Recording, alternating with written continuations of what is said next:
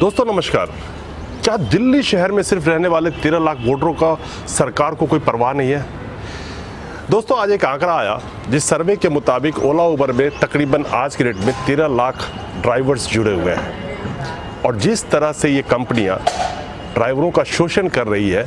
मैं सिर्फ एक शहर की बात करूं जहां पे 13 लाख वोटर्स हैं जो ओला उबर्स में काम कर रहे हैं और जो बेइंतहा परेशान हैं इन कंपनियों से।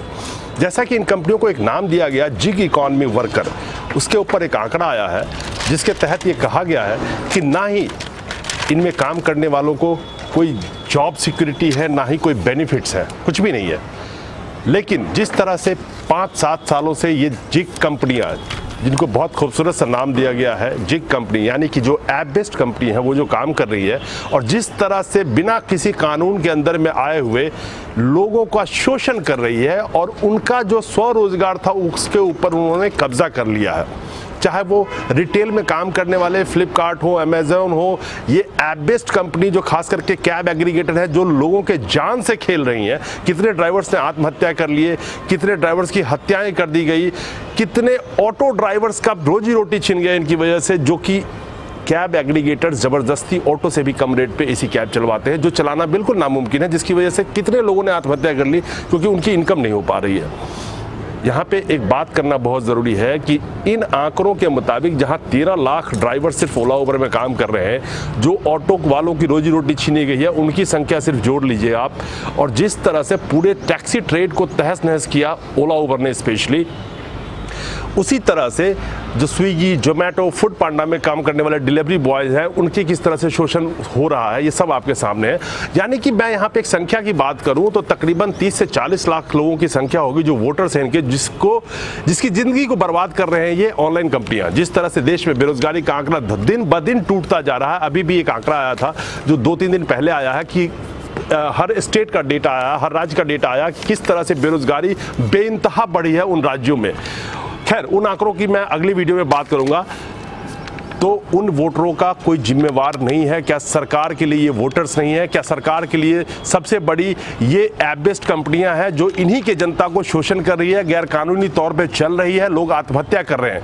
तो आखिर इन वोटरों के लिए क्या सरकार कुछ करने जा रही है? क्या घोषणा पत्र में कुछ किया? नहीं किया। मैं दोनों ही पॉलिटिकल पार्टीज की बात करूं, जो मुख्य धारा की पार्टी है देश की, दोनों ही पार्टियां बड़ी खूबसूरती से इन ऐप बेस्ड कंपनियों के गोद में जाके बैठी हुई है और ये ऐप बेस्ड कंपनियां बिल्कुल बिना किसी कानून के खौफ के चले जा रही है। तो जिस तरह से लोकसभा का इलेक्शन है, इसमें यह भी देखना जरूरी होगा कि जो मैं पर्टिकुलर एक शहर की बात करूं तो दिल्ली शहर में 13 लाख तो सिर्फ ओला उबर के ड्राइवर हैं तकरीबन, जो कहा जा रहा है आंकड़े के मुताबिक। बाकी ऑटो वालों की ज़िंदगी ख़राब हो गई, इन कैब एग्रीगेटर्स ने तहस नहस कर दिया बाजार को। तो खाली इन 30-40 लाख वोटरों का रुझान किस तरफ होगा और उनका क्या सोचना है? दोस्तों एक दूसरी बात करूँ तो जिस तरह से कैब एग्रीगेटर्स लोगों का, खासकर ड्राइवर्स का खून चूसा और उसके बाद अभी क्या कर रही है कि फिर वही ड्राइवर को लालच देने का खेल खेल रही है। किसी के मोबाइल पे मैसेज दे रही है कि आपको 2000 रुपये मिलेगा, आपको 3000 रुपये मिलेगा, आपको 5000 रुपये मिलेगा, लेकिन उनको मिलना कुछ नहीं होता है। ये देते कुछ नहीं है, सिर्फ क्योंकि ये चाहते हैं कि किसी तरह से 2 रोटी ये 1 महीना ठीक से ड्राइवर खा ले और पिछले पूरे 5 साल के गम को भुला दे और इनके शोषण की जो पूरी दास्तान है उसको उस ड्राइवर के दिमाग से मिटा दिया जाए। लेकिन क्या ये मुमकिन है? ये आने वाले टाइम में ही पता चलेगा 23 मई को। लेकिन जिस तरह से शोषण बढ़ती जा रही है और ये पैसे का, लालच का खेल खेल रहे हैं, ये भी आपके सामने है। यहाँ पे एक दूसरा मुद्दा और है कि मैंने एक सर्वे डाला था कि पॉलिटिकल पार्टी का चंदा आरटीआई के दायरे में आने से देश में आधा भ्रष्टाचार खत्म हो जाएगा। तकरीबन 94% लोगों का मानना है कि ये सही है और ये रहा आपके सामने इस वोटिंग का रिजल्ट।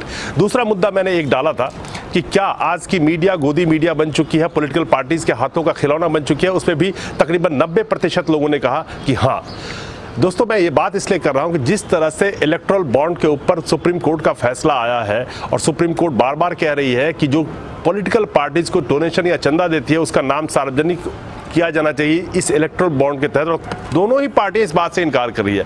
तो जब भ्रष्टाचार पे इतना बड़ा इलेक्शन लड़ा जाता है देश में और भ्रष्टाचार वहीं का वहीं रहता है, जैसा मैंने पिछले वीडियो में बताया था कि 2014 में जो नोटबंदी सरकार आई थी और नोटबंदी करी थी और बहुत सारी चीजें करी थी कि भ्रष्टाचार जड़ से खत्म हो जाएगा, लेकिन 2019 के इलेक्शन में काले धन से जो चुनाव लड़ने की प्रक्रिया है उसमें कितना इजाफा आया है, कितने पैसे पकड़े गए हैं, उसकी वीडियो में डाल चुका हूं। 5 गुना बढ़ोतरी हो चुकी है, उसमें तकरीबन 1500 करोड़ रुपए का अभी तक सामान पकड़ा जा चुका है इस इलेक्शन के तहत में, जो 5 गुना है 2014 की अपेक्षा में। तो भ्रष्टाचार पे चुनाव तो लड़ते हैं, उसको मुद्दा तो बनाती है हर पॉलिटिकल पार्टीज, लेकिन सबसे बड़ा भ्रष्टाचार जो इनकी पॉलिटिकल पार्टी के चंदे को सार्वजनिक किया जाना चाहिए, आरटीआई के दायरे में लाना चाहिए, उसके ऊपर कोई भी पार्टी तैयार नहीं होती है। आखिर क्यों? कि जिस तरह से ऐप बेस्ड कंपनियों में काम करने वालों का शोषण किया जा रहा है और जिस तरह से जो अपना स्वरोजगार कर रहे थे उनको उनका नौकर बना दिया गया, उनका गुलाम बना दिया गया और दबा के शोषण कर रही है ये ऐप बेस्ड कंपनियां, बाजार पे कब्जा कर चुकी हैं, इनके ऊपर कोई कानून नहीं है।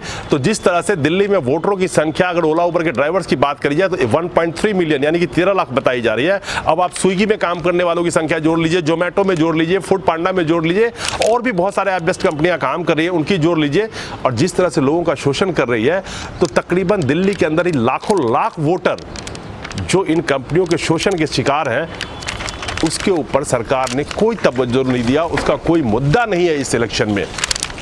आखिर 2019 के लोकसभा इलेक्शन में इन वोटरों का रुख क्या होगा, ये तो आने वाले 23 मई को ही पता चलेगा। और क्या ये जो ऐप बेस्ड कंपनियां फिर दोबारा से ड्राइवर्स को लालच दे रही है, तरह तरह के नाम पे पैसे बांटने की बात कर रही है, दे नहीं रही है, कह रही है मैं दूंगा, किसी को 27 अप्रैल को आएगा, किसी को 24 अप्रैल को आएगा। क्या ये फंडा इनका कामयाब होगा? ये आने वाला वक्त ही बताएगा। शुक्रिया दोस्तों।